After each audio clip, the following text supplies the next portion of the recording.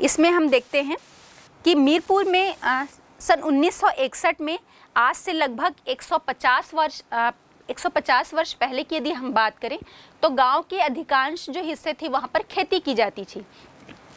जो कुछ जंगल बचा हुआ था वो भी 1921 तक काट लिया गया और सन 1921 के बाद मतलब पिछले 90 वर्षों के दौरान हम देखेंगे कि खेती की भूमि जो है वो बढ़ी नहीं है, लेकिन सन 1921 में प्रत्येक हेक्टेयर भूमि पर यदि हम बात करें तो लगभग 3 लोग आश्रित थे।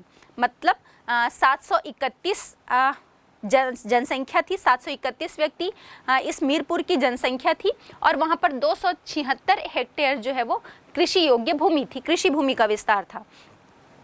तो तब हम देखें कि लगभग 3 लोग वहाँ पर प्रति हेक्टेयर भूमि पर आश्रित हैं, लेकिन यही जो है वो 2011 की हम बात करेंगे तो 2011 में हम देख रहे हैं कि यहाँ पर 2279 व्यक्ति जनसंख्या थी इस मीरपुर गांव की, लेकिन कृषि भूमि का विस्तार तो उतना ही है 276 हेक्टेयर।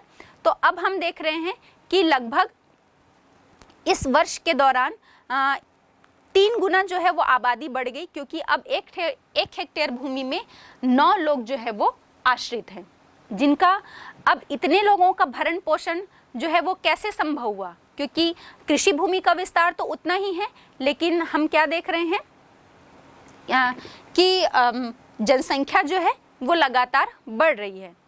तो इसके लिए इस मैदानी इलाके में हम देखते हैं कि उपजाऊ मिट्टी का विस्तार तो है ही और साथ ही साथ सिंचाई के जो साधन हैं वो भी पर्याप्त मात्रा में यहाँ पर उपलब्ध हैं। तो हम देख रहे हैं, हमने तालिका के माध्यम से भी समझा है कि कृषि भूमि का विस्तार तो उतना ही था और जनसंख्या बढ़ रही है, तो उनके आवश्यकताओं की पूर्ति के लिए सिंचित भूमि का जो विस्तार है, सिंचाई के माध्यम से गहन कृषि जो है वो की जा रही है और वर्ष में 2 से 3 फसलों का जो है उत्पादन किया जाता है। तो इसके माध्यम से उतनी ही कृषि भूमि रहने के बावजूद हम जो हैं वो उत्पादन को बढ़ा रहे हैं और बढ़ती जनसंख्या की आवश्यकता की पूर्ति कर पा रहे हैं। तो हम देखते हैं कि गहन कृषि या उत्पादन को बढ़ाने के लिए यहाँ पर नलकूप के माध्यम से और सिंचाई का अधिक विस्तार किया गया। तो पहले जो था वो शासन के द्वारा, सरकार के ही द्वारा नलकूप की व्यवस्था की जाती थी और अब जो है वो बिजली से चलने वाले हैंडपम्प जो सेट हैं या नलकूप हैं उनका और अधिक विस्तार जो है वो हो गया है। तो अब समय बीतने के साथ यहाँ के जो बड़े किसान थे उन्होंने अपने खुद के निजी जो है वो पंप ले लिए, जिनके पास पर्याप्त मात्रा में भूमि थी, और जो बड़े किसान थे उन्होंने स्वयं का अपना नलकूप जो है वो अपने खेतों में स्थापित कर लिया। तो अब हम ये देखेंगे कि इससे यहाँ के जो छोटे किसान हैं उन्हें अब बहुत बड़ी समस्या का सामना करना पड़ रहा है, क्योंकि इससे हर जगह बिजली से चलने वाले पंप सेट जो हैं वो स्थापित कर दिए गए हैं और अधिक मात्रा में।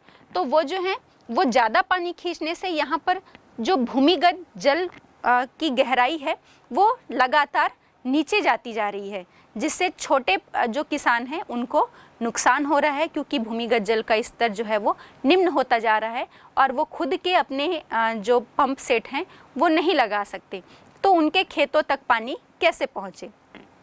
तो इस समस्या का भी मीरपुर में छोटे किसानों को सामना करना पड़ रहा है। अब हम देखते हैं मीरपुर में इस गांव में भूमि का वितरण कैसा है।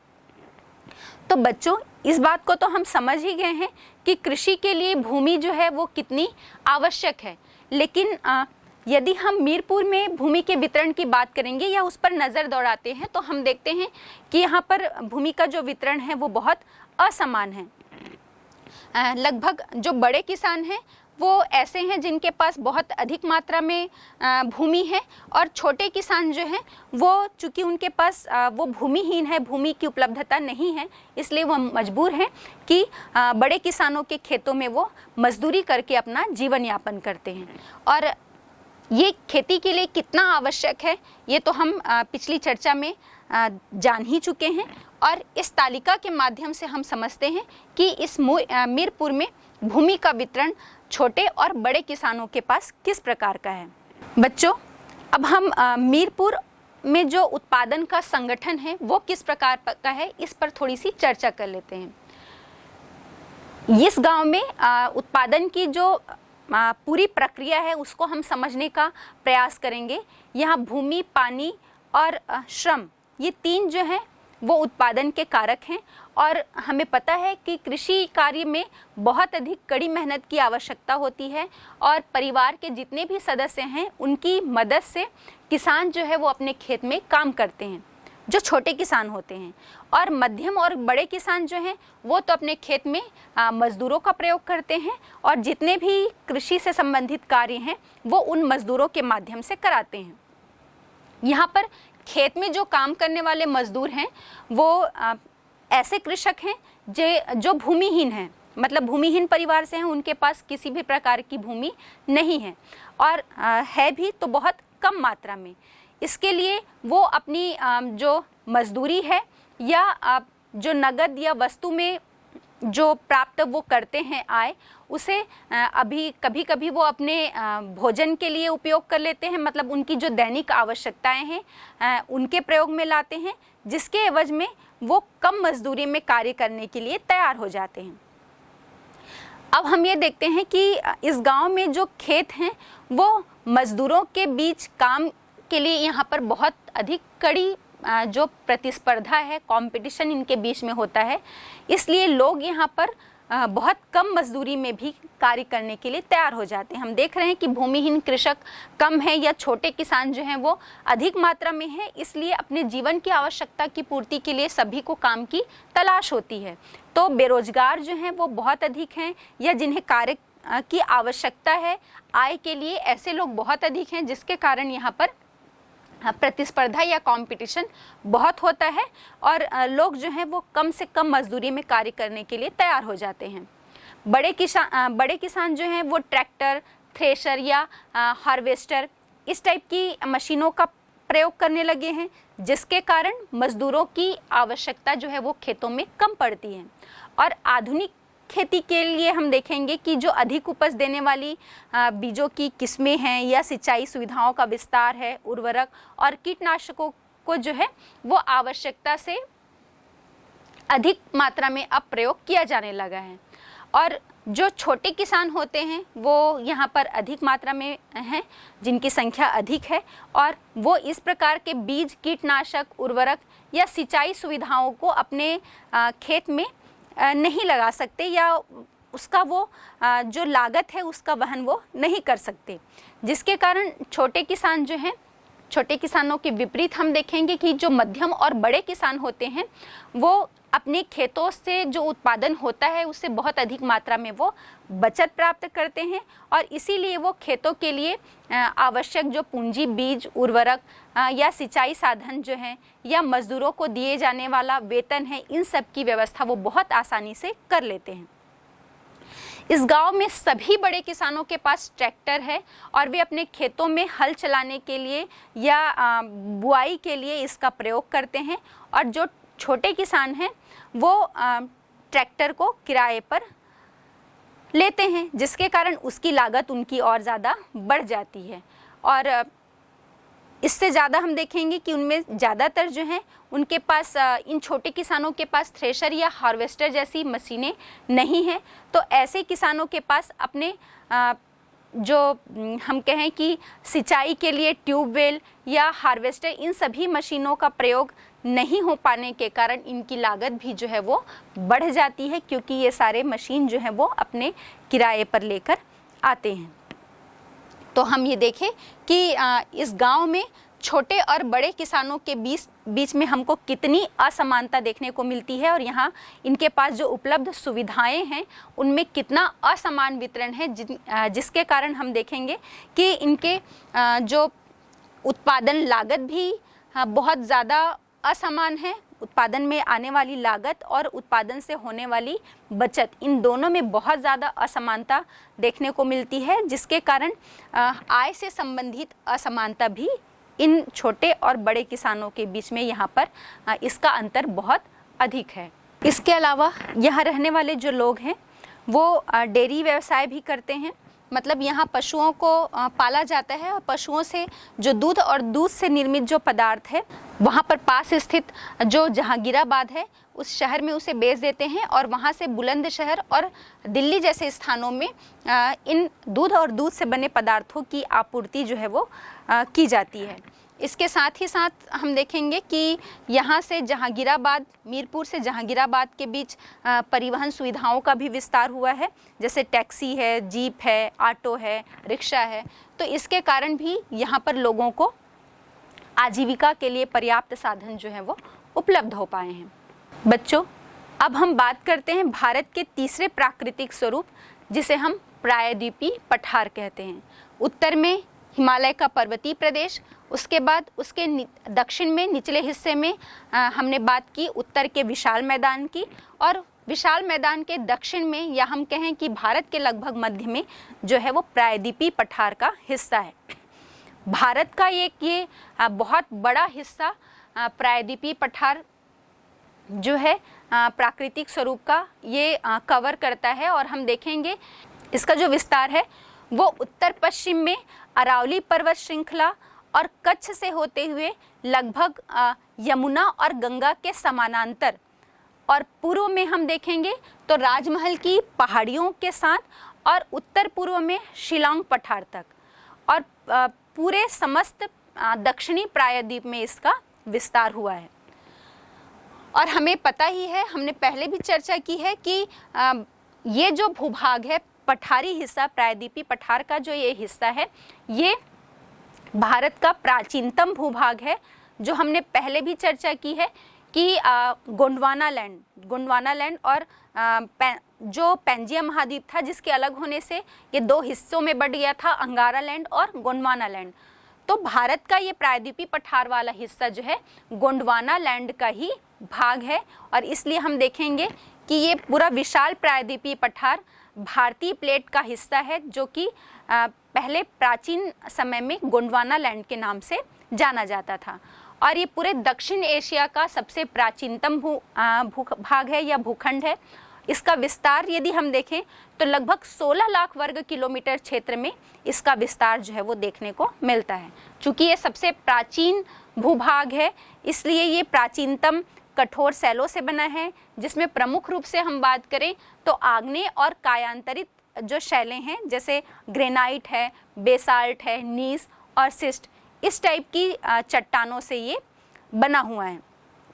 यदि हम इसके सीमांत भागों को छोड़ दें तो अधिकतर इसके हिस्से में हम देखेंगे कि समुद्रों का जो अतिक्रमण है वो यहाँ पर नहीं हुआ है। वैज्ञानिकों की यदि माने तो हम देखते हैं कि लाखों वर्ष पहले भारतीय प्लेट जो है वो धीरे धीरे भारतीय प्लेट या जिसे हम गोंडवाना लैंड कहते थे, वो धीरे धीरे खिसकते हुए उत्तर के यूरेशियाई प्लेट से जाकर टकरा गई, और इसके टकराने से वर्तमान स्थिति में ये भूभाग जो है वो पहुंचा है। यूरेशियाई प्लेट के टकरा जाने से और उसके विस्थापित होने से भू अवतलन के कारण जो अभी वर्तमान प्रायद्वीपीय पठार का हिस्सा है उसका निर्माण हुआ है। भूगर्भीय हलचलों के कारण हम देखेंगे कि इस प्रायद्वीपीय पठार में कुछ भ्रंश और दरारें भी उत्पन्न हो गई हैं, और इस भ्रंश और दरारी घाटी से ही नर्मदा और ताप्ती जैसी नदियों का अपवाह भी हमें देखने को मिलता है। यहाँ पर जो दक्कन का पठार है वो लावा निर्मित है पूरी तरह से, इसलिए काली मिट्टी का क्षेत्र है। हमें पता है कि इतिहास में यहाँ पर एक बहुत बड़े पैमाने पर ज्वालामुखी का विस्फोट हुआ था, और उससे अंदर से मैग्मा का जो है वो धरातल पर लावा के रूप में प्रवाह हुआ, जिससे इस दक्कन के पठार का निर्माण हुआ है। अब हम ये देखते हैं कि पहले तो ये प्रायद्वीपीय पठार जो है वो बहुत हिमालय जैसे कि अस्थिर है, तो इसे स्थिर प्राय माना जाता था। लेकिन जब से 1998 में महाराष्ट्र के लातूर में और वर्ष 2004 में कच्छ और भुज का जो भूकंप आया, उससे अब इसकी जो हम इस बात की पुष्टि नहीं कर सकते कि ये पूरी तरह से एक स्थिर भूभाग है। इसके अस्थिर होने के ये हमें कुछ प्रमाण इन वर्षों में देखने को मिले हैं। अब प्रायद्वीपीय पठार को मुख्य रूप से हम दो भागों में बांट सकते हैं। पहला मध्यवर्ती उच्च भूमि है और दूसरा है दक्कन का पठार। तो पहले हम बात कर लेते हैं मध्यवर्ती उच्च भूमि पर। मध्यवर्ती उच्च भूमि जो है, इसका विस्तार विंध्याचल श्रेणी के उत्तर में है और इसके जो उत्तर पश्चिमी छोर पर अरावली पर्वत है और विंध्याचल श्रेणी और अरावली के मध्य में मालवा का पठार, उत्तर में बुंदेलखंड का पठार और पूर्व में बघेलखंड का पठार, और एकदम पूर्व वाले स्थिति में, पूर्वोत्तर स्थिति में हम देखें तो छोटा नागपुर का जो पठार है वो स्थित है। सामान्य रूप से ऐसे तो हम देखते हैं कि पूरे प्रायद्वीपीय पठार का जो ढाल है वो दक्षिण पूर्व की तरफ है, इसीलिए सभी नदियां जो हैं वो इसी ओर प्रवाहित होती हैं। लेकिन यदि हम मध्यवर्ती उच्च भूमि की ही बात करें तो इस उच्च भूमि का जो ढाल है वो उत्तर पूर्व की ओर है।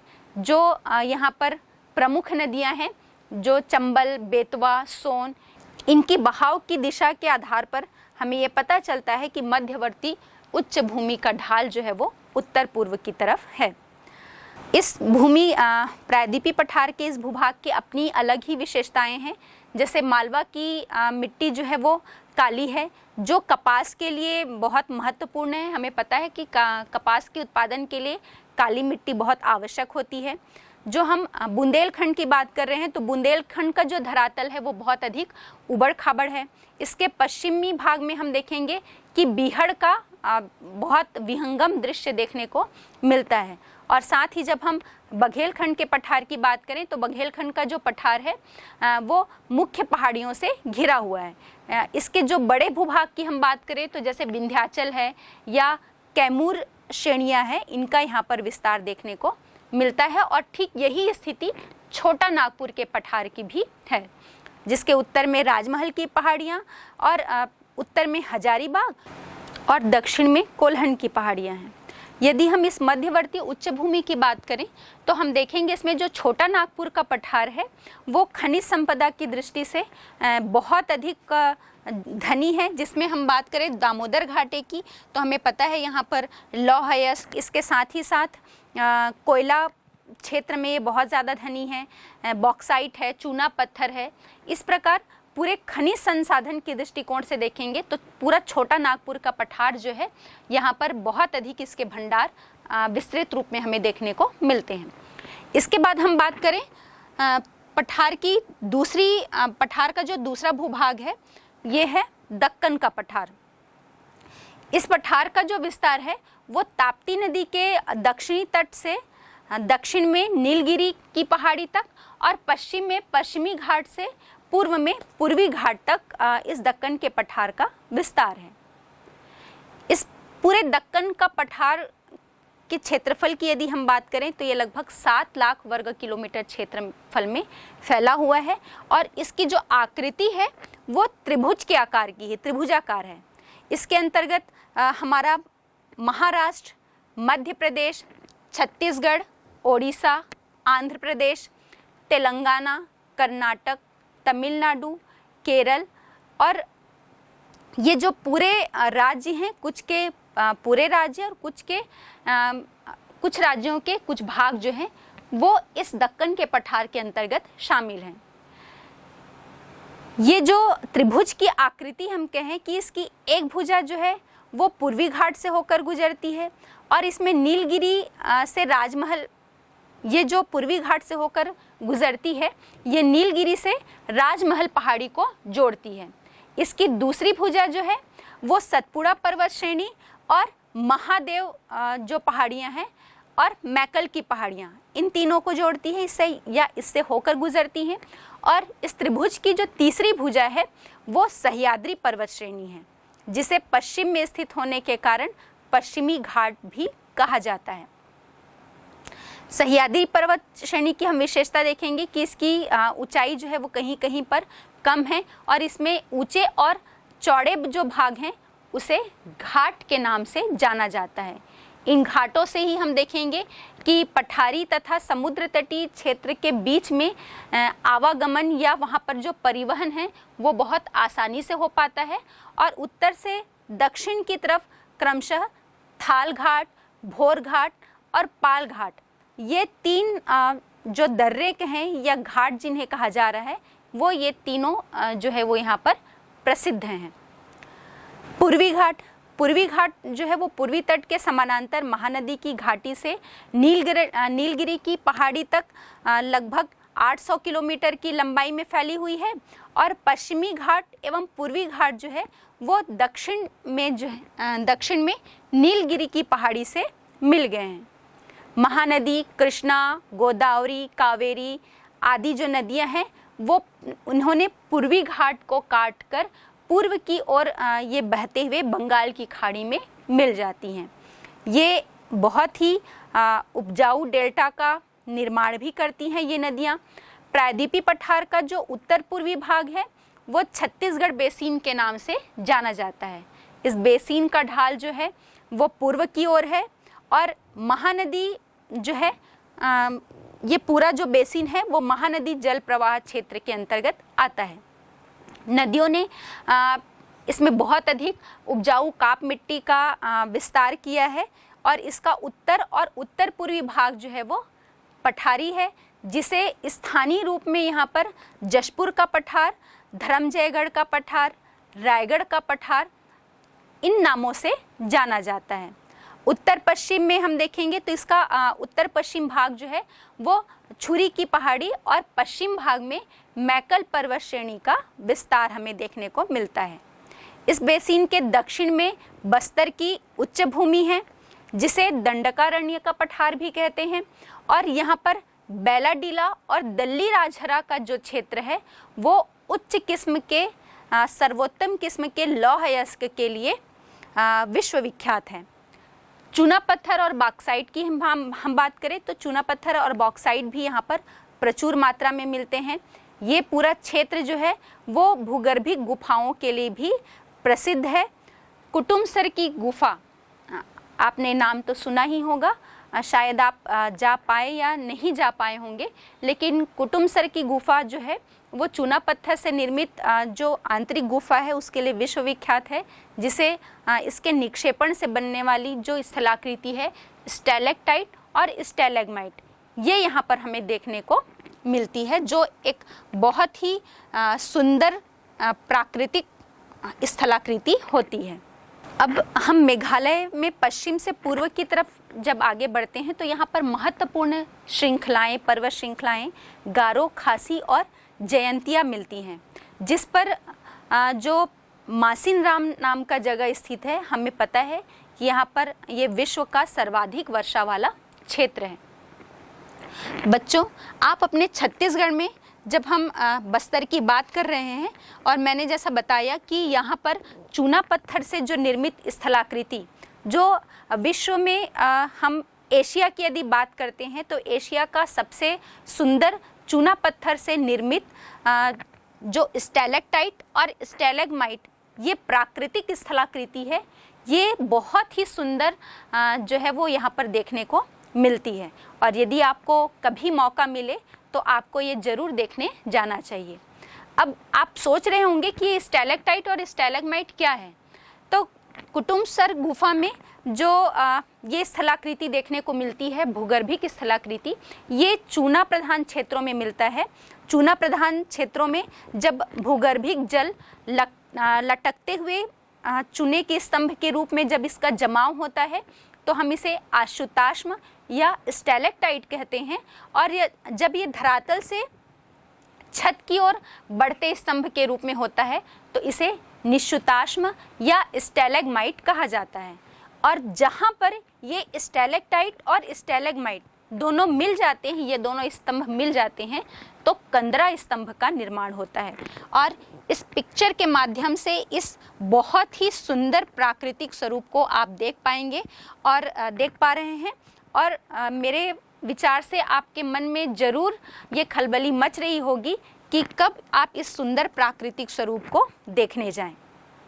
और बच्चों, हमारे बस्तर में ही जो इंद्रावती नदी प्रवाहित होती है उसमें जो चित्रकोट जलप्रपात बनता है वो हमें पता है कि भारत के नियाग्रा के नाम से ये प्रसिद्ध है, क्योंकि ये भारत का सबसे चौड़ा जलप्रपात है। ये भी एक बहुत ही सुंदर जलप्रपात है जो देखने में बहुत ही मनोहर दृश्य, एक मनोरम दृश्य जो है वो प्रस्तुत करता है।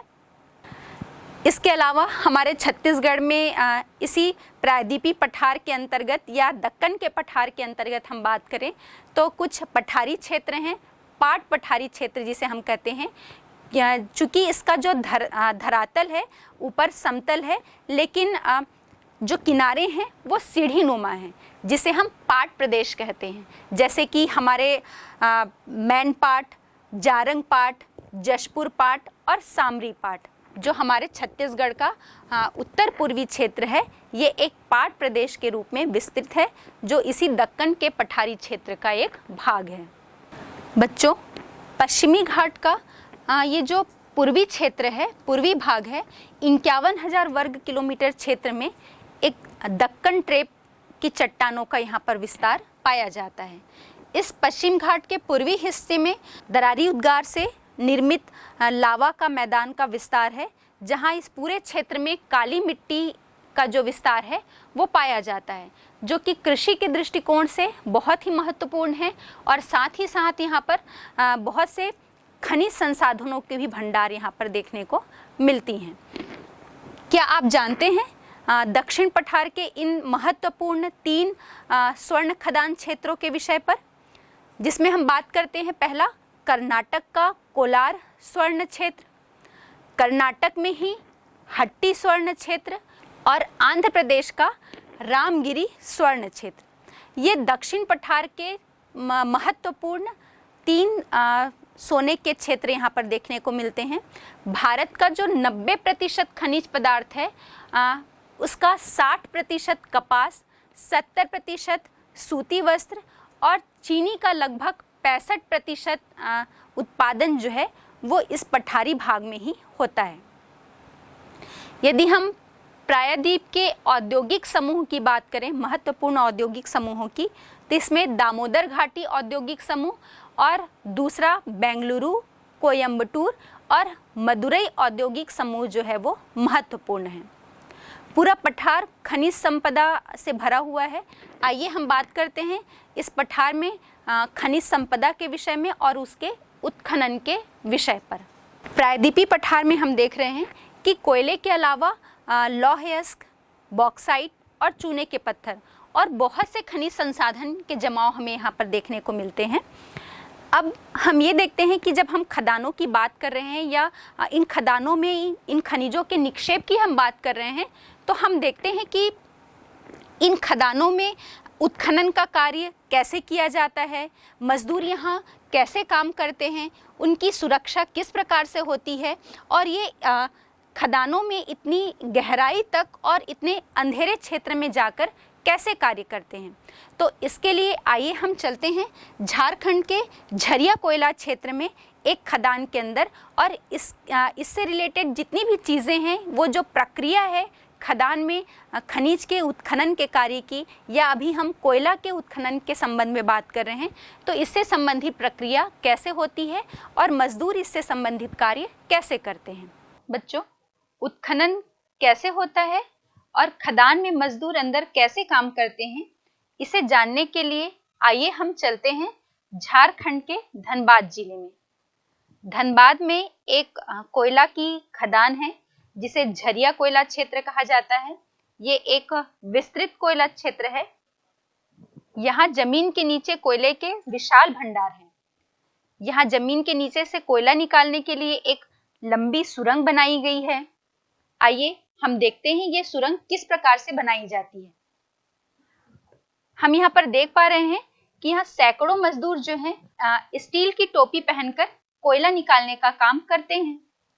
नीचे खदान में बहुत अधिक अंधेरा होता है, घनघोर अंधकार छाया रहता है, जिसके कारण काम करने के लिए इन्हें प्रकाश या रोशनी की आवश्यकता होती है। इसलिए काम करने के लिए ये या तो अपने हाथ में ये मजदूर बैटरी चलित लैंप लिए हुए हैं, और कुछ लोग जो हैं वो टोपी के अगले हिस्से में लैंप लगाकर काम कर रहे हैं। कोयला निकालते समय सुरंग में ऊपर से पत्थर या चट्टान गिरने का भी डर होता है, और इसी से बचने के लिए यहाँ के जो मजदूर हैं वो स्टील की टोपी पहनते हैं। सुरंग की छत को गिरने से रोकने के लिए यहाँ लकड़ी और लोहे के खंभे और बीम भी लगाए गए हैं। कोयला जो है वो चट्टान की तरह बहुत ज्यादा कठोर होता है और इसे निकालने के लिए बारूद से तोड़ा जाता है इसे, और फिर इन्हें टोकरियों में भरा जाता है और टोकरियों में भरकर ट्रॉली के डिब्बों में भर दिया जाता है। ये ट्रॉलियां पटरी पर चलती हैं और इन्हें शाफ्ट के रास्ते लोहे की चेन से खींचकर बाहर लाया जाता है। यहाँ से कोयले को धुलाई के लिए वॉशरूम में ले जाया जाता है। जमीन के नीचे काम करना जो मजदूर या जो कर्मचारी खदान में जाते हैं उनके लिए ये बहुत ज्यादा जोखिम भरा होता है, क्योंकि हम आए दिन खदानों में दुर्घटनाओं की बात सुनते हैं।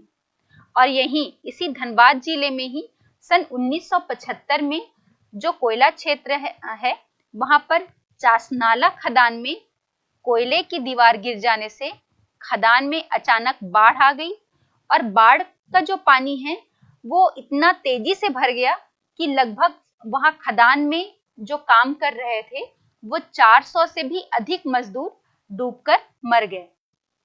तो हम आए दिन इस बात को सुनते हैं, इस प्रकार की घटनाओं को सुनते हैं, और हम इस बात का अंदाजा लगा सकते हैं कि इतने अंधेरे सुरंग में जो मजदूर कार्य करते हैं कोयले की खदान में, और एक तो दीवार के गिरने का डर होता है और साथ ही साथ इस प्रकार के बाढ़ आ जाने से भी जो वहाँ के मजदूर हैं वो एक बहुत ही जोखिम भरा काम जो है अंदर जाकर करते हैं।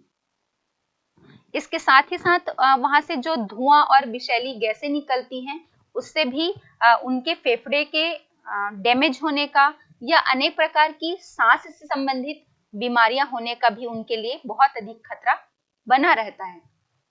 बच्चों, यदि हम बात करें भारत में जब अंग्रेजों का शासनकाल था और स्वतंत्रता से लगभग 20 वर्ष के बाद तक यदि हम देखें तो वहां पर जो खदान होते थे हमारे देश में, वहां पर ठेकेदार और निजी कंपनियां जो थी वो इन खदानों को चलाती थी। तब सुरक्षा की उतनी उचित व्यवस्था नहीं होती थी। बाद में सरकार ने इन खदानों को अपने हाथ में ले लिया। तब से चासनाला जैसी जो दुर्घटनाएं जो भी हमने देखी वो बहुत कम होती हैं, और खदानों में तो जो काम करने वाले मजदूर होते हैं उन्हें ये दुर्घटनाएं तो कम होंगी, लेकिन वहां पर उन्हें धूल में काम करने से फेफड़े की बीमारी होने का खतरा बहुत अधिक बना रहता है। और साथ ही साथ ये मजदूर जो हैं वो बहुत कम मेहनताने या मजदूरी में और जोखिम से भरा हुआ काम करते हैं, जिससे उनके स्वास्थ्य पर भी बहुत अधिक प्रतिकूल प्रभाव पड़ता है।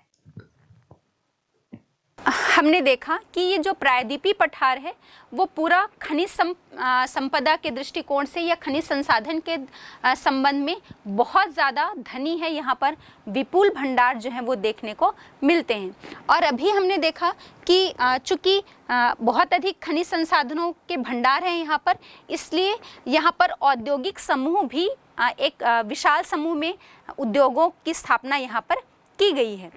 अब चूँकि उद्योग जहाँ पर भी स्थापित किए जाएंगे तो वहाँ पर ऊर्जा के लिए आवश्यकता होगी हमें ऊर्जा के रूप में किस चीज़ की, तो चूँकि यहाँ पर कोयला बृहद मात्रा में या बहुत बृहद भंडार यहाँ पर देखने को मिलते हैं, इसलिए उद्योगों के लिए ऊर्जा के रूप में कोयला तो यहाँ पर मिल ही जाता है। और साथ ही साथ हम देखेंगे कि यहाँ पर बहुत से बांध जो हैं उनका निर्माण किया गया है, जिससे पन बिजली के रूप में भी उद्योगों को ऊर्जा की प्राप्ति यहाँ पर हो जाती है। और यही कारण है खनिज संसाधन और ऊर्जा की उपलब्धि के कारण यहाँ पर उद्योग भी जो हैं वो बहुत अधिक विकसित अवस्था में हमें देखने को मिलते हैं। बच्चों, आइए अब हम भारत के अगले महत्वपूर्ण प्राकृतिक स्वरूप की बात करें, जिसे हम समुद्र तटीय मैदान कहते हैं। अगर आप कभी समुद्र के तटीय क्षेत्र में गए होंगे तो वहाँ से आपने समुद्रों में उठती हुई जो ऊंची ऊंची लहरें हैं उनका आनंद जरूर लिया होगा, चाहे आप पुरी गए हों या विशाखापट्टनम। ये हमें कितना आकर्षित करती हैं और हमें कितना अधिक जो है आनंद का अनुभव कराती हैं। स्पेशली हम देखेंगे कि जब गर्मियों के मौसम होते हैं तो जब हम इन तटीय क्षेत्रों में जाएंगे तो हमें बहुत ही आनंद की अनुभूति होती है। अब हम बात करते हैं कि हमारे भारत में इनका विस्तार कहाँ पर है।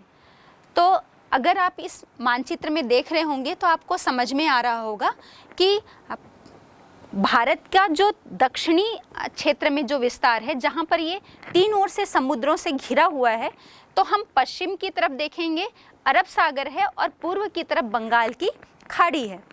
तो पश्चिम में पश्चिमी घाट और अरब सागर के बीच में पश्चिमी तटीय मैदान का विस्तार है एक सक्रिय पट्टी के रूप में, और यदि हम पूर्व में चले जाएं तो बंगाल की खाड़ी और पूर्वी घाट के मध्य में जो एक सक्रिय पट्टी के रूप में फैला हुआ है उसे हम पूर्वी तटीय मैदान के नाम से जानते हैं। यदि हम पश्चिमी तट के बारे में थोड़ी चर्चा कर ले तो देखते हैं इस तट का जो उत्तरी भाग है इसे कोंकण तट के नाम से जाना जाता है, जहाँ जो मुंबई और गोवा में फैला हुआ है। मध्य भाग कन्नड़ तट या कन्नड़ का मैदान कहा जाता है, और दक्षिणी भाग जो है वो मालाबार तट के नाम से जाना जाता है। और यही हम पूर्वी तटीय मैदान को देखें तो इसका उत्तरी भाग उत्तरी सरकार तट और दक्षिणी भाग जो है वो कोरोमंडल तट के नाम से जाना जाता है। ये भी एक बहुत ही उपजाऊ क्षेत्र है। प्रायद्वीपीय पठार के दोनों ओर हम देखें तो सागर से लगे हुए सटे हुए जो सक्रिय तटीय मैदान हैं इन्हें हम समुद्र तटीय मैदान कहते हैं। और सह्याद्री घाटी के पश्चिम में यदि हम देखें तो गुजरात के कच्छ और काठियावाड़ से मुंबई से गोवा होते हुए केरल के दक्षिणी छोर तक पश्चिमी तटीय मैदान का विस्तार है। अभी जो हमने चर्चा की कोंकण कन्नड़ और मालाबार तट, इसके विषय में देखें तो ये पूरा गुजरात के कच्छ काठियावाड़ होते हुए केरल के तटीय मैदान तक फैला हुआ है। यदि हम पूर्वी तटीय मैदान को देखें तो ये गंगा ब्रह्मपुत्र डेल्टा से लेकर महानदी, गोदावरी, कृष्णा और कावेरी इनके डेल्टाई क्षेत्रों को जोड़ते हुए कन्याकुमारी तक फैला हुआ है पूर्वी तटीय मैदान। कन्याकुमारी में दोनों जो मैदान हैं, पश्चिमी तटीय मैदान और पूर्वी तटीय मैदान, ये दोनों कन्याकुमारी में मिल जाते हैं। पश्चिम का तटीय मैदान पूर्वी मैदान की तुलना में अधिक सकरा है, और इन दोनों तटीय मैदानों का जो निर्माण है वो यहाँ की स्थलाकृतियाँ एक दूसरे से इतनी अलग क्यों हैं, ये भिन्नता हमें देखने को क्यों मिलती है, ये आइए हम इस बारे में पता लगाते हैं कि इनका निर्माण कैसे हुआ और क्या कारण है जो इनकी स्थलाकृतियों में हमें ये भिन्नता देखने को मिलती है। सामान्यतः कोई भी जो तटीय मैदान होता है उसका निर्माण भूगर्भिक हलचल के कारण या भूगर्भिक जो प्रक्रियाएं होती हैं उसके कारण होता है, जिसमें तटीय स्थल का या तो वो तटीय स्थल जो स्थल भाग है उसका तटीय क्षेत्र समुद्र में डूब जाता है जिसे हम निमज्जन कहते हैं, और इसके विपरीत सागर के भीतर नए स्थल का निर्माण होता है जिसे हम उन्मज्जन कहते हैं, उसके ऊपर उठ जाने से। लंबे समय तक देखेंगे कि नदियों के द्वारा जो अवसादों का जमाव किया जाता है इससे भी मैदान का निर्माण होता है समुद्र तटीय क्षेत्र में जब ये अवसाद जमा किए जाते हैं उसके मुहाने के निकट। और तीसरा, समुद्र का जो जल स्तर है उसमें भी हमें समय के अनुसार बदलाव देखने को मिलते हैं, परिवर्तन होते रहते हैं। इसके माध्यम से भी किसी भी तटीय मैदान का निर्माण होता है, ये जो तीन प्रक्रियाएं होती हैं उनके माध्यम से। तो आइए हम अपने पश्चिमी और पूर्वी तटीय मैदान की जो विशेषताएं हैं उसके संदर्भ पर चर्चा करते हैं। आइए अब हम बात करते हैं पश्चिमी तटीय मैदान की। पश्चिमी तटीय मैदान का जो निर्माण है वो निमज्जन की प्रक्रिया के द्वारा हुआ है, मतलब जमीन के नीचे धंस जाने से, और समय के साथ साथ इसमें अवसादों के जमाव होते गए और अवसादों के जमाव से ये सक्रिय पट्टी के रूप में इस पश्चिमी तटीय मैदान का निर्माण हुआ है। इसकी औसत चौड़ाई जो है वो लगभग 64 किलोमीटर है। ढाल जो है वो बहुत तीव्र है, और इसी कारण यहाँ पर जो बहने वाली नदियाँ हैं वो इस मैदान को समानांतर रूप में काटती हैं। ये नदियाँ बहुत छोटी हैं और इनका वेग जो है बहुत स्पीड से बहती हैं, इस कारण से वेग तीव्र है पानी की अधिक मात्रा है और मार्ग भी इनका छोटा है, छोटी नदियां हैं, छोटे मार्ग से प्रवाहित हो रही है और तीव्र धारा के साथ प्रवाहित हो रही हैं। इसके कारण ये अपने साथ बहुत कम मात्रा में अवसाद लाती हैं और अपने मुहाने पर जमा भी नहीं करती। ये पूरे जो अवसाद हैं वो गहरे समुद्र में नीचे की तरफ चले जाते हैं गहराई में। इसके कारण इसका जो मुहाना है वो हमेशा खुला रहता है इस क्षेत्र का, जिसे हम एस्चुरी के नाम से जानते हैं। इसीलिए हम देखते हैं कि पश्चिमी तटीय मैदान या अरब सागर में जितनी भी नदियां जाकर गिरती हैं वो अधिकतर डेल्टा का निर्माण ना करके एस्चुरी का निर्माण करती हैं। कारण यही है कि ये छोटी हैं, तीव्र वेग वाली हैं और अपने मुहाने पर अवसादों को जमा न करके समुद्र में गहराई तक नीचे ले जाती हैं। अब हम देखते हैं कि दमन से गोवा तक का जो मैदान है या जो तटीय मैदान है उसे हम कोंकण का मैदान कहते हैं। दमन से गोवा के बीच का जो तटीय मैदान है वो कोंकण मैदान के नाम से जाना जाता है। ये वाला मैदान का जो हिस्सा है वो बहुत ज़्यादा कटा फटा है और हम देखेंगे कि मुंबई बंदरगाह की जो स्थिति है वो मैदान के इसी हिस्से में देखने को मिलती है। इसके बाद आगे हम बढ़ते हैं तो गोवा से मंगलूर तक का जो मैदान है वो कर्नाटक या मैसूर के मैदान के नाम से जाना जाता है। फिर आगे बढ़ेंगे तो मंगलूर से कुमारी अंतरीप या कन्याकुमारी तक का जो मैदान है वो मालाबार तट या मालाबार के मैदान के नाम से जाना जाता है। इस क्षेत्र की मालाबार मैदान की हम जो विशेष स्थलाकृति की बात करें तो यहाँ पर केरल के कयाल से आप बहुत अच्छे से परिचित होंगे, जहाँ पर समुद्र का खारा पानी और नदी का मीठा जल जो है वो मिलता है। ये बैक वाटर या कयाल जो है केरल में बहुत ज़्यादा प्रसिद्ध हैं और इसका निर्माण नदियों के मुहाने पर बालू के जमा हो जाने से होता है। ये पूरा कयाल वाला जो क्षेत्र है मछली पकड़ने और नौकायन के लिए बहुत फेमस है, प्रसिद्ध है। कोच्चि बंदरगाह जो है वो ऐसी ही जगह पर स्थित है इस मैदान के क्षेत्र में। इस क्षेत्र की जो जलवायु है वो उष्ण और आर्द्र है, जो मानव के निवास के लिए बहुत ही अनुकूल है। यहाँ पर हम देखेंगे रबर, सिनकोना, कहवा, गरम मसाले, नारियल और काजू। उष्ण आर्द्र जलवायु होने के कारण इन सभी की खेती जो है वो बहुत अच्छी मात्रा में यहाँ पर की जाती है। साथ ही साथ हम देखेंगे जो इस मैदान का निचला हिस्सा है वहाँ पर गन्ना और धान की खेती होती है प्रमुख रूप से, और जो ऊपरी मैदान है वहाँ पर चाय की खेती की जाती है। हम प्राचीन समय से ही देखते आ रहे हैं कि ये पूरा जो क्षेत्र है वो अरब देशों से समुद्री मार्ग के माध्यम से व्यापार करने के लिए प्रसिद्ध है। इस मैदान का जो उत्तरी भाग है जिसे हमने देखा था कि दमन से गोवा तक विस्तृत है, ये पूरा उत्तरी हिस्सा जो है वो गुजरात के मैदान के नाम से प्रसिद्ध है। और हम देखेंगे इसमें कच्छ और सौराष्ट्र प्रायद्वीप का जो तटवर्ती क्षेत्र है और इसके साथ ही साथ गुजरात का पूरा आंतरिक मैदान भी इसके अंतर्गत शामिल है। इसमें इस क्षेत्र में बनास, माही, साबरमती, नर्मदा और ताप्ती नदियाँ, ये तीनों ही नदियाँ जो है वो बहती हैं। कच्छ और सौराष्ट्र का जो मैदान है वो अर्धशुष्क है और अर्धशुष्क होने के साथ ही साथ नमकीन और रेतीला है। और वर्षा ऋतु में हम देखेंगे कि ये पूरा क्षेत्र ये पूरा भाग जो है वो बाढ़ग्रस्त हो जाता है और बाढ़ बहुत अधिक मात्रा में आ जाने से ये दलदली क्षेत्र के रूप में विकसित हो जाता है। इस पूरे क्षेत्र में खनिज तेल जो है इसके मिलने के बाद हम देखेंगे कि इसका आर्थिक विकास बहुत अधिक तेजी से हुआ है। ये तो हो गई पश्चिमी तटीय मैदान की बात। अब हम चर्चा कर लेते हैं पूर्वी तटीय मैदान पर। पूर्वी तटीय मैदान जो है वो पूर्वी घाट और बंगाल की खाड़ी, इन दोनों के बीच में एक सकरी पट्टी के रूप में फैला हुआ है। इसका जो विस्तार है, अभी पहले भी हमने बात की थी कि उत्तर में गंगा और ब्रह्मपुत्र नदी के डेल्टा से लेकर दक्षिण में कुमारी अंतरीप तक फैला हुआ है। हमने पश्चिमी तटीय मैदान की बात की थी कि उसका जो निर्माण है वो निमज्जन की प्रक्रिया से, मतलब ज़मीन के नीचे धंसने की प्रक्रिया से हुआ है। लेकिन जो पूर्वी तटीय मैदान है इसका निर्माण ऊपर उठने की प्रक्रिया या उन्मज्जन के माध्यम से हुई है।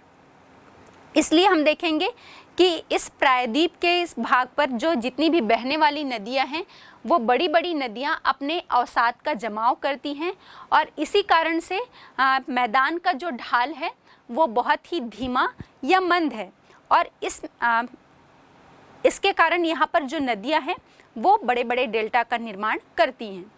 इस मैदान की जो औसत चौड़ाई है वो 160 किलोमीटर से लेकर 480 किलोमीटर के बीच में मिलती है। यहाँ पर अभी जैसा हमने बताया ये बड़ी बड़ी नदियाँ जो प्रवाहित होती हैं ये अपने मुहाने पर अवसादों का जमाव करती हैं, जिसके माध्यम से यहाँ पर बहुत लंबे चौड़े डेल्टा का निर्माण जो है वो किया गया है, जिसमें प्रमुख रूप से हम बात करें महानदी का डेल्टा, गंगा ब्रह्मपुत्र का डेल्टा, कृष्णा, कावेरी, ये सभी नदियाँ जो हैं वो अपने डेल्टा का निर्माण करती हैं। इस तटीय मैदान में हम देखेंगे समुद्री लहरें जो हैं वो अपर्दन क्रिया से एक विशाल लैगून झील का भी निर्माण करती है। हम इस झील में देखेंगे तो सबसे प्रमुख चिल्का झील से आप बहुत अच्छे से परिचित होंगे। चिल्का झील जो है वो झींगा मछली के लिए बहुत ही फेमस है और ये झील इसी प्रकार की एक लैगून झील है और आपको पता है कि ये ओडिशा में स्थित है। चिल्का झील का जो है निर्माण ये डेल्टाई भाग में लहरों के द्वारा बालू के जो टीले हैं, अवसादों के द्वारा समुद्री लहरें जो हैं वो बालू का निक्षेपण इन तटीय क्षेत्रों में करती हैं और समुद्र का जल अंदर प्रवेश कर जाता है और अवसाद के चारों तरफ के घिर जाने से वो झील का मार्ग जो है वो बंद हो जाता है और अंदर जो है वो हमें समुद्र का खारा जल देखने को मिलता है। तो ये झील जो है वो क्या कहलाती है? लैगून झील। और लैगून झील जो है चिल्का झील जो है वो लैगून झील का एक बहुत ही अच्छा और सुंदर उदाहरण है। पूर्वी तटीय मैदान का हम देखते हैं कि उत्तरी भाग ओडिशा राज्य में आता है और यहाँ पर अभी हमने बात की महानदी का विस्तार है। महानदी के द्वारा निर्मित जो विस्तृत और उपजाऊ डेल्टा है ये यहाँ पर हमें मिलता है। चूँकि यहाँ पर नमी बहुत अधिक मात्रा में है, आर्द्रता अच्छी मिलती है, इसलिए यहाँ पर चावल और जूट का उत्पादन किया जाता है। और अभी पहले भी हमने बात की कि जो चिल्का झील है वो झींगा मछली के लिए बहुत ही फेमस है और ये झींगा मछली जो है इसे कई देशों में यहाँ से निर्यात भी किया जाता है। पूर्वी मैदान का जो मध्यवर्ती भाग है वो आंध्र प्रदेश के तटीय हिस्से के अंतर्गत आता है और इसे काकीनाडा का तट कहते हैं, जहाँ पर कृष्णा और गोदावरी नदियां जो है वो अपना डेल्टा बनाती। और यहाँ का जो प्रसिद्ध बंदरगाह है वो विशाखापट्टनम बंदरगाह है। अब हम इस तटीय मैदान के दक्षिणी हिस्से में आ जाते हैं। तो पूर्वी तटीय मैदान का जो दक्षिणी भाग है वो तमिलनाडु राज्य के तटीय भाग में फैला हुआ है, जिसे कोरोमंडल तट भी कहते हैं। और यहाँ पर इस कोरोमंडल तट में कावेरी और पेन्नार नदियाँ जो हैं वो अपना डेल्टा का निर्माण करती हैं और इस क्षेत्र का प्रमुख बंदरगाह चेन्नई बंदरगाह मैदान के इसी हिस्से पर स्थित है। तो ये हो गई बात आपके पूर्वी और पश्चिमी तटीय मैदान की। अब हम देखते हैं कि इस तटीय मैदान का सांस्कृतिक और आर्थिक महत्व किस प्रकार से है। बच्चों, इस तटीय मैदान का आर्थिक और सांस्कृतिक महत्व ही बहुत है। यदि मैं आपसे पूछूं कि जैसे एक मैदानी क्षेत्र में रहने वाले लोग वो किस प्रकार का आर्थिक क्रियाकलाप करेंगे, तो आपका उत्तर होगा कृषि। ठीक इसी प्रकार यदि मैं आपसे पूछूं कि एक तटीय क्षेत्र में रहने वाले निवासी उनका प्रमुख आर्थिक कार्य क्या होगा, तो ये स्वाभाविक है कि आपका उत्तर होगा उनका सबसे प्रमुख कार्य जो है वो मछली पकड़ने का होगा। तो हम देखेंगे तटीय क्षेत्र में मछुआरे हमको अधिक मिलते हैं जो मछली पकड़ने का कार्य करते हैं और मछली पालन ही यहाँ का किसी भी तटीय क्षेत्र का एक प्रमुख व्यवसाय होता है।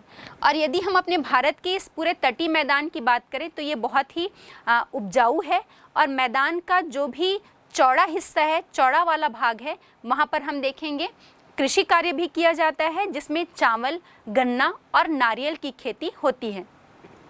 इसके अलावा जो यहाँ पर नारियल के साथ साथ सुपारी, रबर, केले और गरम मसाले जो हैं वो हमारे भारत के तटीय मैदान की एक अलग पहचान जो है वो प्रस्तुत करते हैं। साथ ही साथ इन तटीय भागों में जो पहाड़ी ढाल हैं, इन पहाड़ी ढलानों पर बागानी कृषि की जाती है और बागानी कृषि में काजू है, कॉफ़ी है, चाय और साथ ही साथ गरम मसाले भी जो हैं वो इनके बगीचे लगाए जाते हैं, बागान लगाए जाते हैं और इनकी कृषि होती है। तटवर्ती क्षेत्रों में हम देखेंगे नमक का उत्पादन किया जाता है और बड़े पैमाने पर नमक को तैयार करने का कार्य किया जाता है और साथ ही साथ मछली पकड़ने का कार्य यहाँ पर वृहद पैमाने पर होता है। जहाँ पर भी नदियाँ समुद्र से मिलती हैं वहाँ पर मीठा पानी जो है वो खारे पानी से मिलता है। तो जो मछलियाँ खारे पानी में मिलती हैं और कुछ मछलियाँ मीठे पानी में मिलती हैं, ये दोनों ही प्रकार की मछलियाँ जो हैं वो इस क्षेत्र में बहुतायत मात्रा में पाई जाती हैं। तो हम देखेंगे मछली पकड़ने के साथ साथ जो संबंधित उद्यम हैं, जैसे मछली को सुखाकर डिब्बे में बंद करना, मछली से तेल निकालने का काम और इससे संबंधित जितने भी व्यवसाय हैं वो इस पूरे क्षेत्र में विकसित अवस्था में देखने को मिलते हैं। और साथ ही साथ गुजरात का जो तटीय क्षेत्र है वहाँ पर मोती और इस मोती के उत्पादन के लिए विशेष रूप से सीप का पालन यहाँ पर किया जाता है।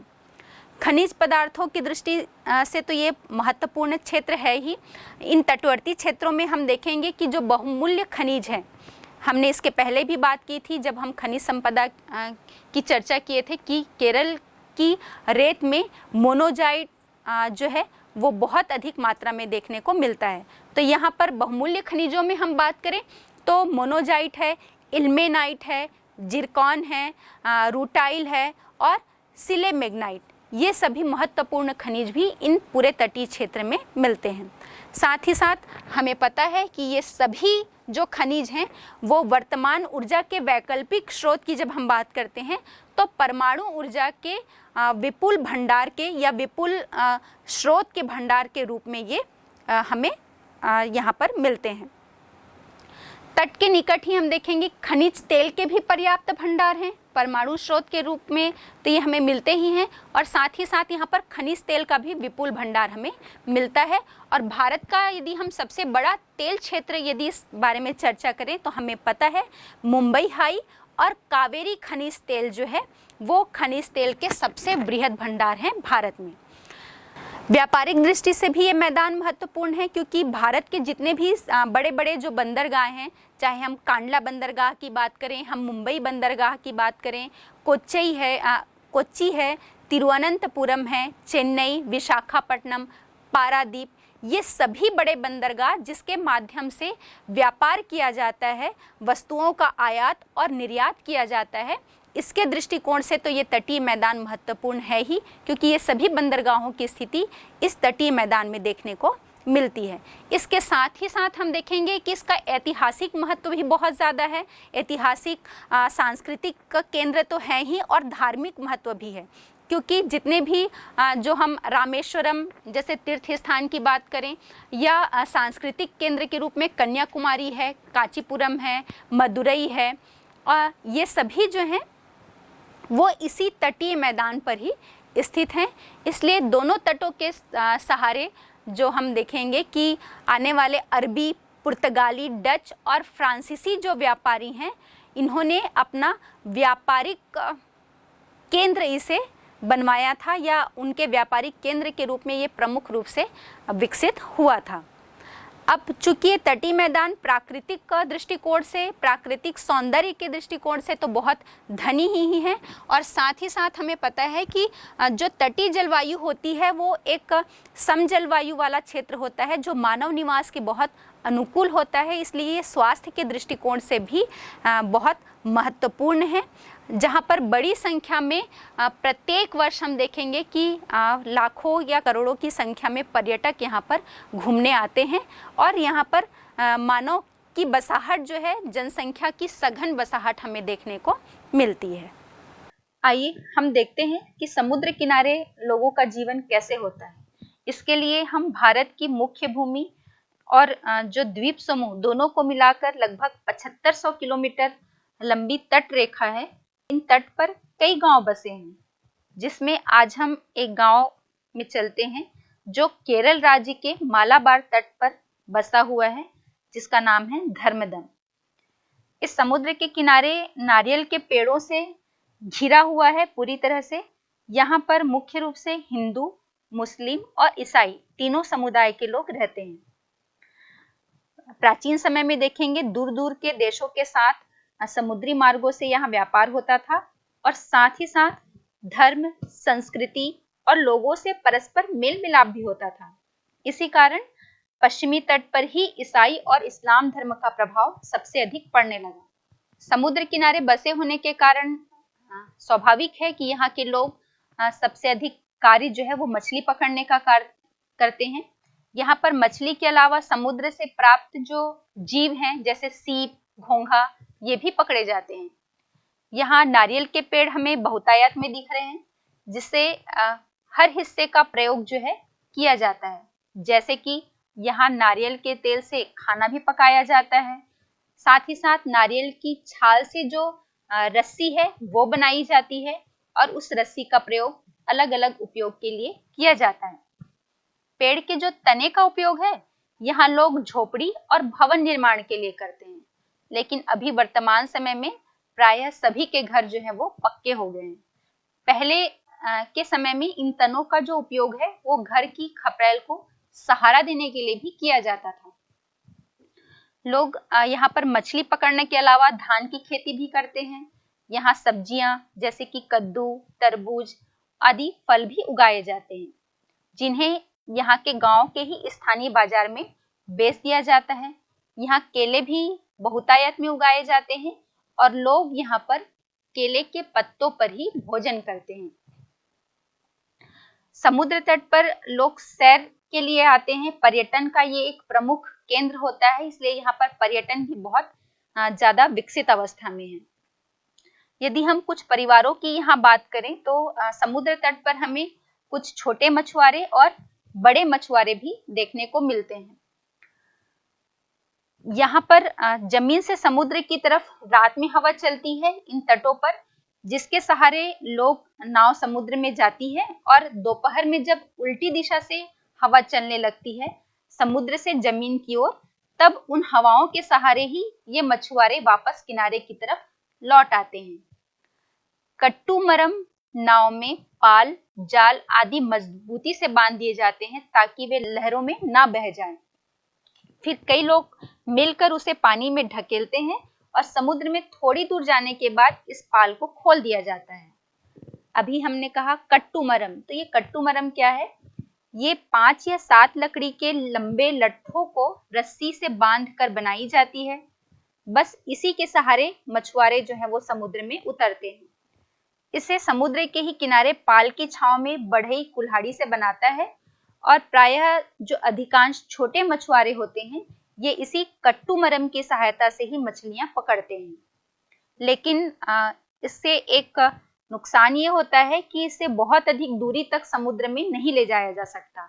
नाव की तुलना में कट्टूमरम जो है वो समुद्र में कम दूरी तक जा पाता है। समुद्र में नाव चलाना बड़ी मेहनत का काम होता है, जैसे लगातार पतवार चलाना, पाल को हवा की दिशा के अनुसार घुमाना या भारी भारी जालों को खींचना कोई आसान काम नहीं होता। लेकिन हम ये कहें ये मेहनत का काम तो है ही, और मेहनत के साथ ही साथ समुद्र में मछली पकड़ना एक जोखिम भरा भी होता है, क्योंकि जब मछुआरे समुद्र में जाते हैं तो उनका जो वापस लौटना है वो निश्चित नहीं रहता, क्योंकि कभी भी अचानक समुद्र में तूफान या चक्रवात जैसी अगर स्थिति बन गई तो वो नाव जो है वो तूफान में फंस सकती है और या फिर किसी चट्टान से टकराकर उसे नुकसान हो सकता है या किसी आदमखोर मछली के भी शिकार हो सकते हैं। समुद्र तटों में जो मछलियां पकड़ी जाती हैं, हालांकि जो छोटे मछुआरे होते हैं वो कम मछलियां पकड़ पाते हैं और जो बड़े मछुआरे होते हैं वो अधिक मछलियां पकड़ पाते हैं, और ये इन मछलियों को बर्फ में डालकर सुरक्षित रखते हैं और उसके बाद इसे दूर दूर के शहरों में बेचते हैं और अधिकतर ये विदेशों में बेचकर भी इससे खूब रुपए कमा लेते हैं। जनवरी फरवरी के महीनों में प्रायः समुद्र में मछलियां कम मिलती हैं और मई से जून से सितंबर के बीच में समुद्रों में खूब मछलियां जो है वो पकड़ी जाती हैं। अभी हमने कहा था बड़े और छोटे मछुआरे, तो जिस प्रकार यदि हम मैदानी क्षेत्र में कृषकों की बात करें तो छोटे, मध्यम और बड़े किसान होते हैं और मजदूर होते हैं, ठीक उसी प्रकार मछुआरे भी होते हैं। ये जो मछुआरे होते हैं, छोटे मछुआरे, ये कट्टुमरम या नाव और जाल जो है वो इनके पास नहीं होते, या होते भी हैं तो कट्टुमरम जैसी छोटी नावों में ही ये जाल लगाकर मछलियां पकड़ते हैं। लेकिन जो बड़े मछुआरे होते हैं उनके पास आधुनिक जाल होते हैं, बड़ी बड़ी नावें होती हैं, मशीन चलित नाव होते हैं और बड़े जाल होने के कारण ये अधिक मात्रा में मछलियां जो है वो पकड़ पाते हैं। अभी वर्तमान समय में अब मशीन युक्त जो नाव जिसे ट्रॉलर कहा जाता है, इसके लिए इसे और सरकार के द्वारा प्रोत्साहन दिया जा रहा है मछुआरों के लिए, और सरकार की तरफ से इसे खरीदने के लिए सब्सिडी भी दी जाती है। लेकिन इसमें भी है कि जो छोटे मछुआरे होते हैं वो इन्हें कम ही मात्रा में खरीद पाते हैं, लेकिन जो बड़े मछुआरे होते हैं वो इन्हें खरीद लेते हैं। और चूंकि जब बड़े मछुआरे इसे खरीदते हैं तो मजदूरी जो है वो कम लगती है, क्योंकि कम मजदूरों की सहायता से वो मछली को पकड़ सकते हैं। जो परंपरागत नाव में कट्टुमरम में लगभग 50 से 60 लोगों के काम कराने की जरूरत होती थी, वो अब सिर्फ 6 से 7 लोगों की आवश्यकता से ही जो है वो मछलियां पकड़ सकते हैं, जिससे उन्हें अधिक फायदा होता है, अधिक मात्रा में वो मछलियां पकड़ते हैं और उनकी बचत भी जो है वो बहुत अधिक होती है। इसका दूसरा फायदा ये है कि जब समुद्रों में तेज हवाएं चलती हैं तो ये ट्रॉलर जो है ये आसानी से अंदर प्रवेश कर जाता है, चाहे वो ऊंची लहरें उठ रही हो तब भी ये नाव जो है वो समुद्र में जा सकती है। अब जब गांव के पास समुद्र में मछली कम हो जाती है तो ये जो ट्रॉलर है या मशीन युक्त जो नाव होती है ये समुद्र में अंदर या दूर दूर तक भी जाकर मछलियां पकड़ सकती है। तट से लगभग 3 से 4 किलोमीटर की दूरी पर हम देखते हैं कि झींगा मछली मिलती है और पिछले 20-25 वर्षों के दौरान विदेशों में इन मछलियों की मांग जो है वो बहुत अधिक बढ़ी है। जो बड़े बड़े व्यापारी होते हैं वो मछुआरों से इन झींगा मछलियों को खरीदकर कारखानों में ले जाते हैं और वहां उन्हें साफ करके नमक के साथ पानी में उबालते हैं और उसे बर्फीले कमरों में रखकर बर्फ सा जमा देते हैं और फिर विदेशों में जब इन्हें बेचा जाता है तो उन्हें इनकी अच्छी कीमत मिल जाती है। शुरुआत में जो मशीन युक्त नाव होती ट्रॉलर वो तो लगभग 10 से 12 किलोमीटर दूर जाकर मछलियां पकड़ लेती थी, लेकिन जब झींगे की मांग बढ़ी है तो अब स्थिति बदलने लगी है और लोग जो हैं वो 3 से 4 किलोमीटर की दूरी पर ही जो ये झींगा मछलियां मिल जाती हैं तो उन्हें 3 से 4 किलोमीटर के अंदर ही इन मछलियों को पकड़कर अधिक से अधिक लाभ कमाने की कोशिश करते हैं। जैसे जैसे ये ट्रॉलर का उपयोग बढ़ा है वैसे वैसे हम देख रहे हैं कि इन तटों पर जो छोटे मछुआरे हैं उनमें वो कम मात्रा में उन्हें मछलियां जो है वो मिल पाती हैं। तो हम देख रहे हैं कि यहाँ भी तटीय क्षेत्र में भी जो जनजीवन है वो अलग अलग, उसमें भी विषमता देखने को मिल रही है। कुछ छोटे मछुआरे, कुछ बड़े मछुआरे, और इनका जीवन भी उसी पर आधारित हो रहा है जो उनके, चूंकि इनका मुख्य व्यवसाय ही जो है वो मछली पकड़ना है और यहाँ पर उनके पास जो उन्नत किस्म का, जैसे हमने कट्टुमरम की बात करी, उससे बड़ा जो छोटा नाव है और फिर उससे बड़ा अब आधुनिक जो मशीन युक्त नाव होती है जिसे ट्रॉलर कहा जाता है, इसके उपयोग से जो अलग अलग मछुआरे होते हैं उनसे उन्हें मछली की मात्रा मिलने में और उसके आधार पर उनके लाभ में जो है वो विषमता मिलती है। लोगों की जनजीवन में यहाँ पर हमें विषमता देखने को मिल रही है। तो हमने देखा कि तट पे रहने वाले लोग जो है वो अपना जीवन यापन कैसे करते हैं और कैसे अपनी आजीविका को चलाते हैं। और अब वर्तमान समय में भी ट्रॉलर के विकास हो जाने से इनका जनजीवन जो है वो किस प्रकार से आगे बढ़ रहा है।